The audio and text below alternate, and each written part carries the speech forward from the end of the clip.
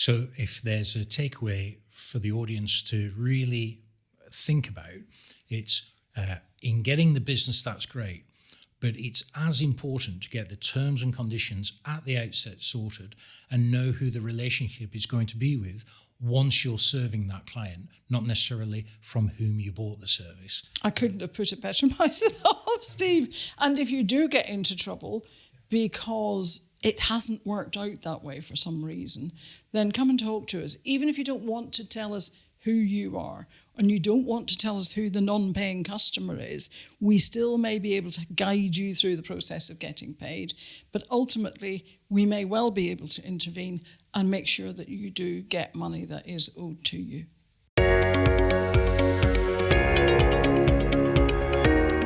Small Biz Digital Media presents Connect, Convince, Convert, Inspiring Business Success Stories with Dave Bird, Steve Ennis and Martin Hill. Today, we're visited by a really special guest, Liz Barclay, who is the UK Small Business Commissioner. Now, you might ask yourself, what does a Small Business Commissioner do? Well, Liz really champions the efforts of business owners across the length and breadth of the country. So it's great to have you here today, Liz. Tell us, what is the main remit of the role of the UK Small Business Commissioner? Steve, thank you very much for inviting me to start with. The main remit is to make sure that small businesses, and when I talk about small businesses, I mean businesses with fewer than 50 employees, get paid in a timely fashion and as per agreed terms by their bigger customers, and the bigger customers are those with more than 50 employees. That is the main remit. But second to that is about changing the culture of payment performance in the UK, looking to try to get bigger businesses, bigger customers to understand why it's so vitally important to pay their smaller suppliers quicker. Because obviously the UK economy depends on those very small freelancers, sole traders, micro businesses, small businesses at that end of the supply chain. And it's a recognised problem where if a small business should fail, the most common reason for doing so is either cash flow issues or cash flow problems resulting from non-payment by bigger suppliers. So as the Commissioner for Small Business, what efforts are being made to try and change that environment? A lot of it is around about communication, to be honest, because the legislation doesn't specify that you must have a payment contract that sets out payment terms in any particular period of time. So if I make a contract to provide services to you, then I might say to you, I would like to be paid in 30 days. You might say to me, no, I'm sorry, I will pay you in 90 days. We might negotiate somewhere in between that suits us both, but the law doesn't say that we can't do that. The law is quite clear that, of course, we can negotiate that contract. So a lot of the moves around trying to speed up those payment processes are about communication. They're about me going out there and saying to you, sorry, Steve, actually 90 days doesn't seem to me to be terribly fair. It would be much better if you were paying your suppliers quicker. And here's why. You will benefit, they will benefit, the supply chain will benefit, the local community will benefit, the families of those small businesses will benefit. It's to everybody's benefit if you get some of that money that's sitting in your bank account into the bank account of the small business quicker. The downside to this culture is obvious, with people not being able to invest further in their organisations through late payment, or even being able to grow and expand their businesses by recruiting because of anxieties around cash flow. So what are the key things that you would advise a small business owner to be minded of to ensure that they don't fall foul of a poor payment client? I think that it would be really useful if you could check out their payment performance in the past. Of course, past performance is no guarantee of the future, but big businesses have to report to the government their payment performance through the Payment Performance Data Scheme. So you can find that information through the Department for Business and Trade. That data is publicly available. However, it's only the biggest businesses that have to report. There is also something called the Prompt Payment Code, which my department administers. Organisations that wish to be seen to be good payers and are paying at least 95% of their invoices within 60 days and 95% of their invoices to small businesses within 30 days, sign up to the code, and you can then check whether they're on the code. But also, of course, you can use data from the credit reference agencies to see whether somebody's a good payer. Talk to people, talk to other companies that work with them. Try to check them out in the first instance. If they're not good payers, you have to be brave enough to walk away. Or you have to be brave enough to negotiate better payment terms. But sometimes we assume that as a small business we don't have any power, that we can't negotiate, and we accept outrageous payment terms like 120 days. I've even seen 360 days. Now, that is asking a small business to basically act as your bank for almost a year. That is unbelievably unfair on the small business. What happens to a small business that isn't paid in that period of time? Would you not pay your employees for 4 months, a year? You need to be thinking about your small businesses and as part of your own business and your own business success. And then for the small business, it is about having all the processes in place and making sure that you get the invoice in on time. Is there a PO order? Is there a PO number required? And if so, how do I get it? When do I get it? At what point can my invoice be payable? And chase it up. And make sure you build a relationship as far as possible with the people who are paying you. And those people are not always the same people who've given you the work. So you need to know, who is my point of contact within the business? What is the process that you run in order to get me paid? What do I have to do to make my invoice payable? And when will that money reach my bank account? Because the most important thing is certainty. I don't invest unless I'm certain I've got that money. So in your experience within the Prompt Payment Code, where do small business owners typically let themselves down in things they could be more proactive about to ensure payment is made on time? Signing contracts without reading the terms and conditions, without really understanding what, for instance, a standard payment term might be. If you give me a contract and it simply says we'll pay you within our standard payment terms, and it doesn't say those are 90 days, and I don't ask you, I'm not going to realise until after 30 days have passed and I haven't been paid that actually you're not going to pay me for another 60 days. And we don't read the terms and conditions. We don't push back against those terms and conditions and say, no, please, I need to be paid faster and here's why. And we've got to remember that a lot of big organisations and people procuring for big organisations or paying in the payment departments have never run a small business.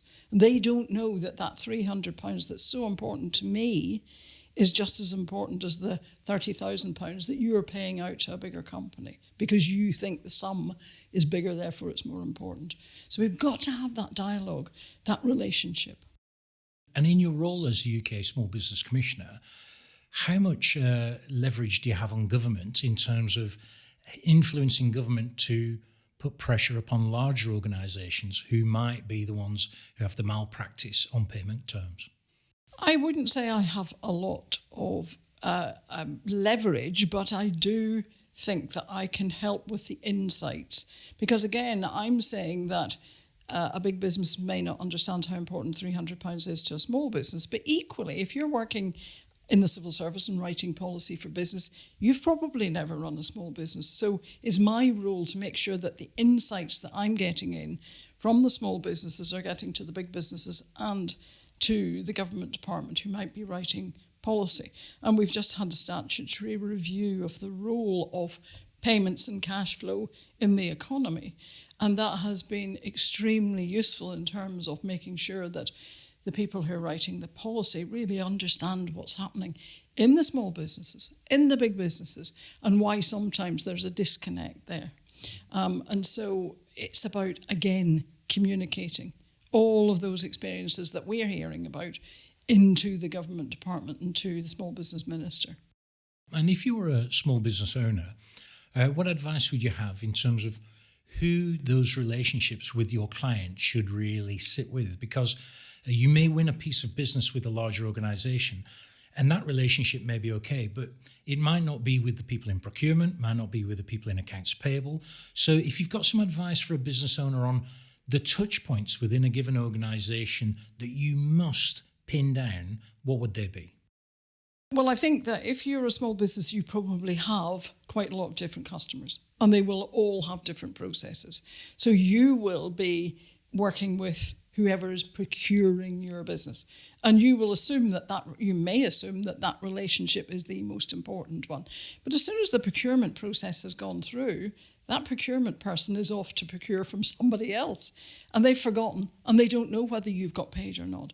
So you need to find out right at the beginning who then is the next person, who works in approval, who do you send your invoice to, who's going to approve that invoice, what's the process to get it approved, who is going to be responsible for paying you at the end of the day, who do I chase up if I am 2 weeks after the work has been delivered and I want to know I'm going to get paid in another 2 weeks' time. Who is that point of contact?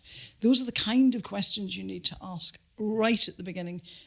But you need to make sure you ask them for every company that you're dealing with, because they'll all have a different process. So if there's a takeaway for the audience to really think about, it's in getting the business, that's great. But it's as important to get the terms and conditions at the outset sorted and know who the relationship is going to be with once you're serving that client, not necessarily from whom you bought the service. I couldn't have put it better myself, Steve. And if you do get into trouble because it hasn't worked out that way for some reason, then come and talk to us. Even if you don't want to tell us who you are, and you don't want to tell us who the non-paying customer is, we still may be able to guide you through the process of getting paid. But ultimately, we may well be able to intervene and make sure that you do get money that is owed to you. You have about 18 months left in your role as the UK Small Business Commissioner. What are the big projects that you really want to get across the line in that remaining time in the role? I think I really want big companies to understand more about how small companies operate. I want people to understand that just by lumping everybody together as SMEs, it's not terribly productive, because there's no such a thing as an SME. There are small businesses, and that includes micro businesses, freelancers, sole traders. There are small businesses, and then there are medium-sized businesses, but the needs of all of them are different. So I want to do a bit more work about that real understanding of the needs of the various sizes of business, the sectors they work in, and even the geographical regions that they're operating in. And I want to think about the importance of the velocity of cash, getting that money through to the small businesses quicker, and what those small businesses could do if they got paid sooner. So that certainty that they would get would then allow them to invest, to plan, to grow, perhaps upskill, retrain, even recruit. And that in itself is so important to the UK economy that we really need to think about getting that money to them faster. That sounds great. And we'll wrap up with the final question. The role that you've had for the last 3 years has been pretty challenging, but what would you say was the thing you're most proud of in terms of the benefit your work has done to support local business and small business owners? I think just simply being able to talk to those small businesses and bring a lot of that insight, give them a bit of a voice. I'd love a louder voice for small businesses. There are 5.6 million of them in the UK, and they don't have a proportionate voice. And so obviously I would like to drive that faster, but even being able to make a difference there, to getting that voice into the centre of government, has been a real privilege. If you had one tip for the small business owners in the region that could help them improve their cash flow, what message would you send to them today? Form a relationship with the people who are going to pay you. The people who procure your services don't know when and if and whether you get paid. Make sure you know what will make your invoice payable and who is going to pay it, so you can build a relationship. And that person can't go home on a Friday afternoon until they've paid you. Liz, you've nailed it once again. Thank you very much for your time this afternoon. This episode of Connect, Convince, Convert was produced by Dave Bird and presented by Steve Ennis. Be sure to subscribe if you enjoyed it, so you don't miss any future shows.